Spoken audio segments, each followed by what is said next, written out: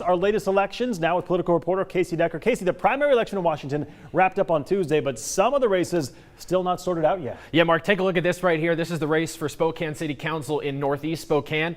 Right now, you have Jonathan Bingle, the conservative candidate, going to move on to the general election. But look at this. Nagmana Shirazi, Luke Jasmine III, these are both progressive candidates, 27% to 27%. And then if you look at the actual number of votes, it's even closer. Literally, I don't think you can get closer than this. 1,875 to 1,873 votes. 2 votes separate those two candidates right now. This is a remarkably close race. With only about 20 or so ballots left to count, it is still going to be a close one until we get the next ballot drop. You mentioned it's a primary, so top 2 move on. So between these two, one of the two will move on. Yep, only one of them. When races are this close, they usually do recounts, right? They do. So there's actually some laws in the state of Washington that govern when a recount happens automatically. Sometimes you can request a recount, then you have to pay for it. But when it's this close, it's an automatic recount. So in fact, if the percentage difference between two candidates is less than 0.5%, it's an automatic machine recount. If it's less than 0.25% difference, it's an automatic manual recount. Obviously, with a 2-vote difference right now, this is falling into that automatic manual recount territory.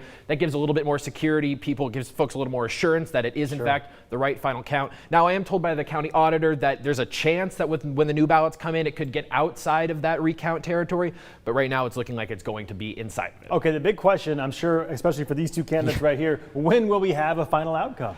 Yeah, it'll probably be late August. The election will be certified technically on August 17th, and we'll get our next ballot drop probably the day before that. But then it's after the certification that the recount actually starts, and I'm told that'll take about a week. So August 24th is probably when we'll know which of these candidates will face off against Bingle in November. One quick last question. Is there a possibility this could all end in a tie? Yeah, the county auditor thinks probably not. With a race this big, there's so many voters that the split would have to be pretty remarkable. There is, however, one possibility of a tie in the town of Rockford. There's an election right there, which currently is being separated by 1 vote. Wow. That one, we could see a tie. And if that were the case, they break out the milk bottle with a couple of balls in it, and they just shake out 1 ball. It's literally it's basically a coin flip like decides an election. Yeah. It's crazy. It's happened before. Spokane actually has a lot of close races. It's interesting. There's an average about 1 recount per year in Spokane County. So some fun stuff happening in this election, again, as we see often in Spokane County. Casey Decker, thank you very much.